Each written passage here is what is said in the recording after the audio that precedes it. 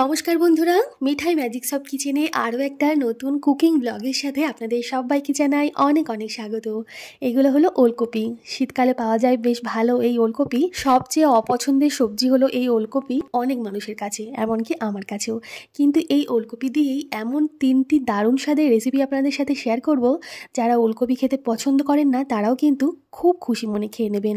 তার আগে সকালের একটু ছোট্ট রুটিন আপনাদের সাথে শেয়ার করছি। দেখুন আপনারা কারা কারা এরকম শীতের দিনে শাকসবজি বাইরে রাখেন, একটা কমেন্ট করে জানাবেন। এখানে ওলকপি, ধনেপাতা, কুলেখাড়া পাতা, পালং শাক আছে। একটু বেশি শাকসবজি কেনা হয়ে গেলে শীতের দিনে আর এগুলো ধুয়ে বেছে ফ্রিজে ঢোকাই না, তখন এরকম ছাদে রেখে আসি। সারা রাত খুব সুন্দরভাবে শিশির পেয়ে এগুলো সতেজ থাকে। 2-3 দিন ধরে এগুলো খাওয়া যায়। তখন রোদ বেরোনোর আগেই এই শাকসবজিগুলো ছাদ থেকে নামিয়ে আনলাম। তারপর দেখুন এগুলো কুলেখাড়া পাতা। এই কুলেখাড়া পাতা কিন্তু খাওয়া খুব ভালো, শুনেছি রক্ত ভালো হয় আর রক্তের যে ব্যালেন্সটা শরীরে ঠিকঠাক রাখে। তো আমরা শীতের সকালে বিভিন্ন রকমের কাড়া বা জুস বানিয়ে খাই। আজকে কুলেখাড়া পাতাগুলো নিয়েছি আর এখানে একটা হলুদের গাঁট নিয়েছি, এটা কাঁচা হলুদ। এইগুলো ভালোভাবে ধুয়ে পরিষ্কার করে হলুদের গায়ের খোসাটা হালকাভাবে ছাড়িয়ে কেটে একটা মিক্সিং জারে নিয়ে এই পাতা আর হলুদটা সামান্য জল দিয়ে বেটে নেব। তারপর এটা যে রস তৈরি হবে সেই রসটা একটা ছাঁকনি দিয়ে ছেঁকে নেব একটা কাঁচের গ্লাসে। আর এই রসটা আমি আমার মিঠাইকে খাওয়াবো। এক এক দিন এক এক রকমের রস খাওয়া হয়। আজকে যেমন কুলেখাড়া আর হলুদের রস খাওয়া হলো, মাঝে মাঝে আমলকি, আদা আর একটু এই হলুদের গাঁটের বা কাঁচা হলুদের রস খাওয়া হয়। এইভাবে ঘুরিয়ে ফিরিয়ে মিঠাইকে একটু একটু করে দিই। প্রথম তো খেতে চাইতো না, এখনও একটু ঝামেলা করে। খুবই কষা বা কড়া এগুলো আমি নিজেই খেতে পারি না, আর ও তো ভীষণই ছোট। তাও 3-4 চামচ মতন ওকে খাওয়াই, আর ওর আবদারে বা ওর জোর জবরদস্তিতে আমাকেও একটু খেতে হয়। যেখানে আমি ছোট থেকে কোনো দিনই এইসব খেতে পছন্দও করিনি বা খেতে পারি না, কিন্তু যেহেতু ওকে খাওয়ানো শেখাচ্ছি, ও একটা শর্ত দেয় যে আমাকেও তাহলে একটু খেতে হবে। তো যাই হোক, ওর সাথে সাথে আমারও একটু খাওয়া হয়ে যাচ্ছে। উপকার এগুলো খাওয়া কিন্তু মাঝে মধ্যে, তবে হ্যাঁ রোজ নয়। সপ্তাহে 1-2 দিন কিন্তু এরকম কুলেখাড়ার রস, হলুদের রস খাওয়া বেশ ভালো। তো সকালবেলা এই কাজটা হয়ে গেল, খুব বড় একটা কাজ। এইবার একটু তৈরি হয়ে রান্নার কাছে চলে এলাম। তো এই ওলকপি দিয়ে আজকে আপনাদের সাথে 3টে রেসিপি শেয়ার করব, ভীষণই সহজ রেসিপি। আর ওলকপি কিন্তু এই সময়ে একটু কচি পাওয়া যায়, এরপরে যত ঠান্ডাটা কমবে ওলকপিগুলো কিন্তু একটু ভালো লাগবে না খেতে, ভেতরটা শক্ত হয়ে যায়। কচি ওলকপি কিন্তু খেতে খুব একটা খারাপ লাগে না, আমি যা দেখলাম রান্না করে। প্রথমে ওলকপির খোসাগুলো ছাড়িয়ে নিলাম, তারপরে এগুলো ধুয়ে নেব। এবার প্রথম রেসিপির জন্য আমি রিং রিং করে একটু মোটা মোটা করে ওলকপিগুলো কেটে নিচ্ছি, আর তারপর একটু এগুলো জলে ভিজিয়ে রাখবো। আর বাকি যে ওলকপিগুলো সেগুলো একটু মোটা মোটা করে কেটে এগুলো কুড়িয়ে নেব বা গ্রেট করে নেব।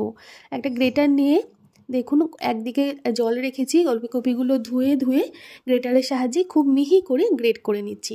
দুটো রেসিপির জন্য একবারেই আমি এই ওলকপিগুলো গ্রেট করে নিচ্ছি, কাজটা খুব সহজ হয়ে যাবে। তো খুব কম সময় থাকলে হাতে এইভাবে একটা সবজি দিয়ে 2-3 রকমের পদ কিন্তু রান্না করা যেতেই পারে, যেটা খেতে ভালো লাগে, বেশ খারাপ লাগে না। খুব মিহি করে আমি ওলকপিগুলো গ্রেট করে নিলাম, মোট 3টে ওলকপি গ্রেট করলাম, দিয়ে একটা পাশে রেখে দিলাম। এবার দেখুন একটা বাটিতে সামান্য লবণ, সামান্য হলুদ গুঁড়ো, সামান্য লঙ্কার গুঁড়ো আর 1/2 চামচ মতন সর্ষে তেল দিয়ে দিলাম। সব কিছু খুব ভালোভাবে মিক্স করে যে গোল গোল করে কেটে রাখা ওলকপিগুলো আমি রেখেছি সেগুলো এর সাথে মেখে নেব ভালোভাবে।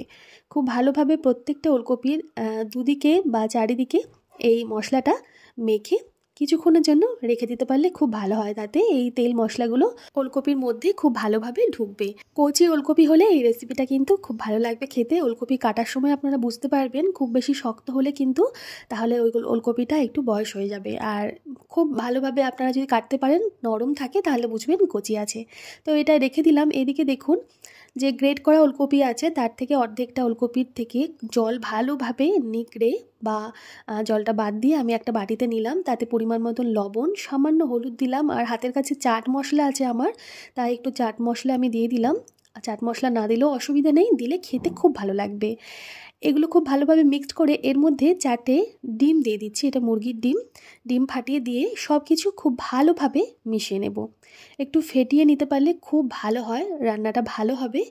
আর এর মধ্যে আরও কিছু আমি দেবো, এখানে ধনেপাতাটা খুব মিহি করে কুচিয়ে নিচ্ছি, আর দিয়ে দিচ্ছি একটু কুচনো পেঁয়াজ আর কাঁচা লঙ্কা।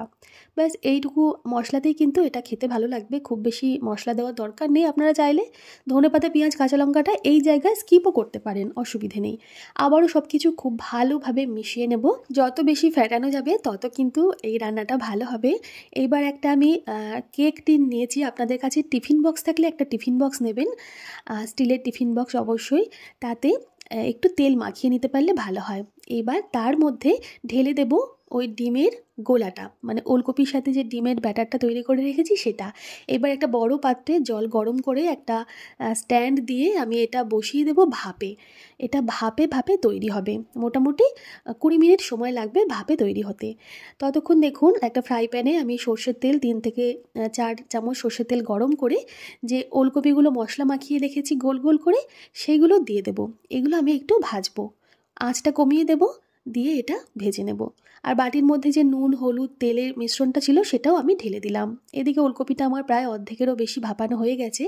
একটু আদা আর রসুন লাগবে, তো আদা রসুনটা আপনারা চাইলে বেটেও দিতে পারেন, চাইলে গ্রেটারের সাহায্যে গ্রেট করে দিতে পারেন, আবার চাইলে আমার মতন এইভাবে একটা চাকুর সাহায্যে খুব মিহি করে কুচিয়ে নিতে পারেন। যেহেতু আমি ডিম ব্যবহার করেছি, একটু আদা রসুন পেঁয়াজ না দিলে রান্নাটা কিন্তু ভালো লাগবে না খুব একটা খেতে। তো দেখুন খুব মিহি করে আদা রসুন কুচিয়ে নেওয়ার পর আমি ঢাকা খুলে দেখে নেব যে ওলকপিগুলো ভাজতে দিয়েছিলাম কতটা সেদ্ধ হলো। এই ওলকপিগুলো কিন্তু বেশ ভালোভাবে ভাজা হয়ে গেছে। মাঝখানেটা আমি একটু খুন্তির সাহায্যে চেপে দেখে নিচ্ছি খুন্তিটা ভালোভাবেই গেঁথে যাচ্ছে, মানে ভালোভাবেই সেদ্ধ হয়ে গেছে। এইভাবে আপনারা একবার ওলকপি ভাজা বানিয়ে দেখবেন।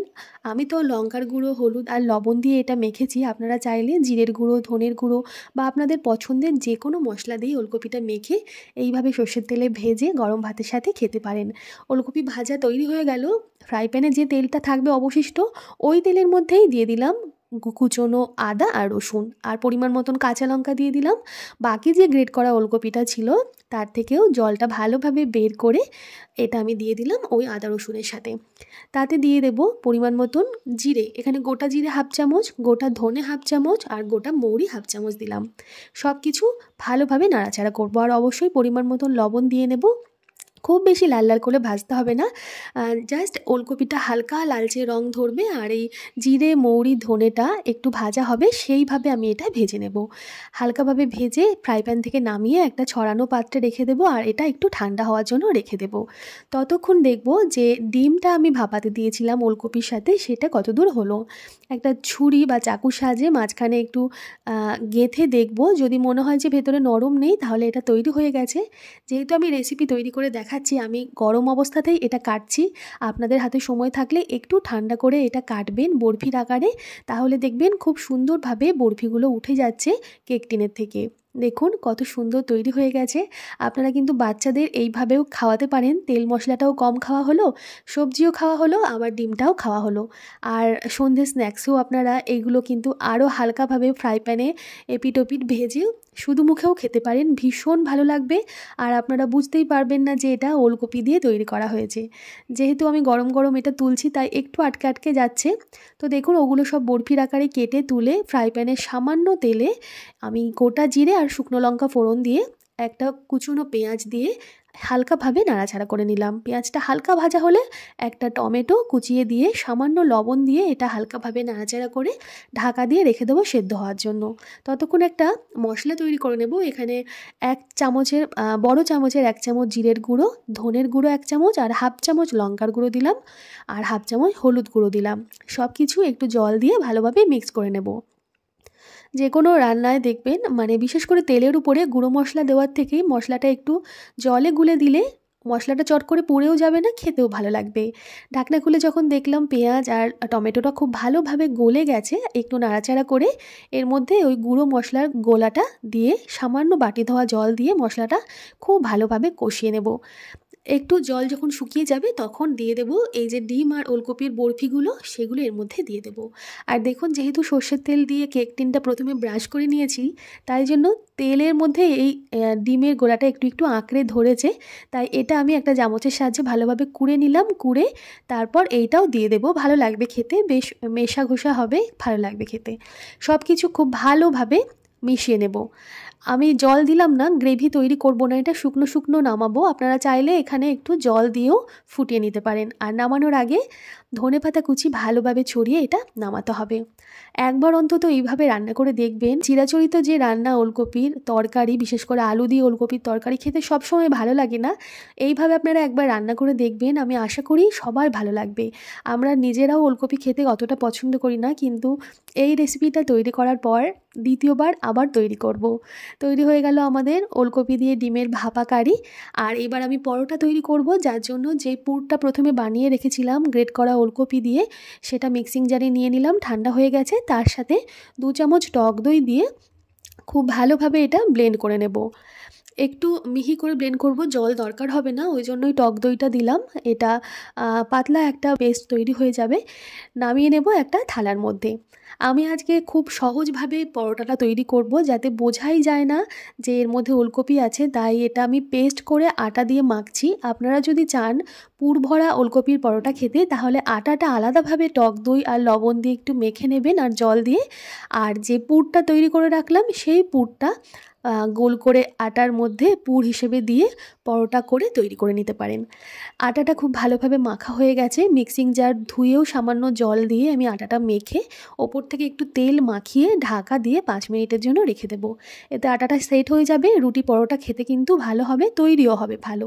5 মিনিট পর এই আটার ডো থেকে লেচি কেটে গোল গোল করে শুকনো আটা দিয়ে রুটির আকারে বেলে নেব। কয়েকটা রুটি তৈরি করব আমি, তেলে ভাজবো না। আর কয়েকটা তৈরি করব পরোটা। পরোটাটা খেতে বেশি ভালো লাগে, কিন্তু রুটিও খেতে খুব একটা খারাপ লাগেনি। রুটিটা একটু পাতলা করে বেলবো। বেলে লোহার গরম তাওয়াতে দিয়ে দেব। এক পিঠ যখন 30 সেকেন্ড সময় নিয়ে হয়ে যাবে, তখন এটা উল্টে দেব। উল্টে 1 মিনিটের জন্য অপর পিঠটা তৈরি হতে দেব। ঠিক 1 মিনিট পর এই রুটিটা উল্টে দিয়ে একটু খুন্তির সাহায্যে ভালোভাবে চেপে চেপে ধারগুলো একটু চাপলেই কিন্তু রুটিটা সুন্দরভাবে ফুলে যাবে।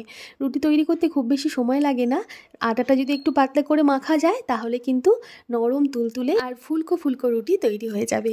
এরপর আরও একটা লেচি কেটে শুকনো আটা দিয়ে বেশ বড় করে গোল করে বেলে এটা 3 ভাঁজ করে নিলাম, মানে 3 কোণা আকার দিয়ে নিলাম। আবারও শুকনো আটা দিয়ে এটা আমি বেলে নিচ্ছি পরোটার আকারে। পরোটা খেতে বেশি ভালো লাগে। আর শীতকালে তো যে কোনো সবজির পরোটা খেতে খুবই ভালো লাগে। আর তার উপরে যখন এর মধ্যে একটু মৌরি, জিরে, ধনে দেওয়া আছে, আপনারা অবশ্যই জোয়ান হাতের কাছে থাকলে একটু জোয়ানও দেবেন। আজকে আমার হাতের কাছে জোয়ান ছিল না, তাই আমি জোয়ান দিতে পারিনি। একটু জোয়ান দিয়ে এটা মেখে তৈরি করে দেখবেন, ভীষণ ভালো লাগে। শুধু মুখে খেতেও ভালো লাগে। পরোটাটা শুকনোভাবে 3বার এপিটোপিট করে সেঁকে নিয়ে তারপর সামান্য সামান্য তেল দিয়ে খুন্তির সাহায্যে একটু চেপে চেপে গরম গরম পরোটা তৈরি করে নেব। এত সুন্দর হয়েছিল খেতে যে বোঝাই যাচ্ছে না এটা ওলকপির পরোটা খাওয়া হচ্ছে নাকি কোনো আলুর পরোটা বা মশলাদার কোনো পরোটা খাওয়া হচ্ছে। 3টে রেসিপি আমাদের তৈরি হয়ে গেল। আপনারা অবশ্যই একবার বানিয়ে নেবেন আর আমাকে কমেন্ট করে জানাবেন রেসিপিগুলো আপনাদের কেমন লাগলো।